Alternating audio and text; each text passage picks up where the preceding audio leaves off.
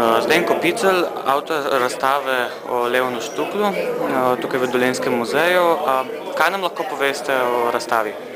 Razstava je pripravljena kot spominsko-dokumentarna in sicer ob 110-letnici rojstva Leona Štuklja, da se še enkrat spomnimo našega velikega rojaka, predvsem športnika, olimpionika in pa človeka. Temelj razstave je pravzaprav bil narejen že pred 10 leti, ko sem pripravil veliko pregledno razstavo ob 100-letnici rojstva Leona Štuklja, kjer je bila srednja slovesnost v Novem mestu. Tokrat je razstava brez predmetov, kajti predmeti so ostali v Mariboru in so na ogled v univerzi, postavljeni na ogled v Univerzi Maribor.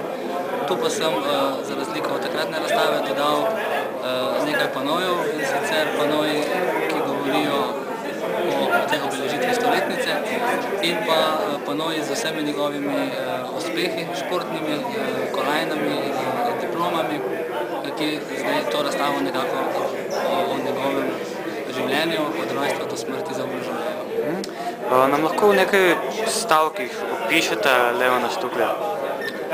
Leon Štukelj je bil pravzaprav zelo preprost človek, odprt do vsakega, bil pa je zelo discipliniran, redoljuben, natančen, dosleden, pri vseh stvareh tudi zmeren, tudi pri prehranjevanju, zato je nekako tudi doživel to starost in to zmernost pravzaprav je vedno poudarjal. Menite, da bi vsi nekako morali posnemati Leona Štuklja pri njegovih načelih?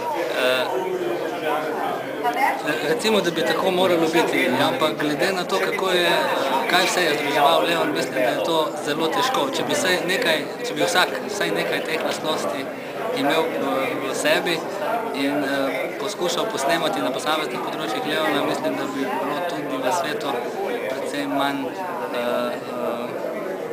kako naj rečem, oziroma precej lepše.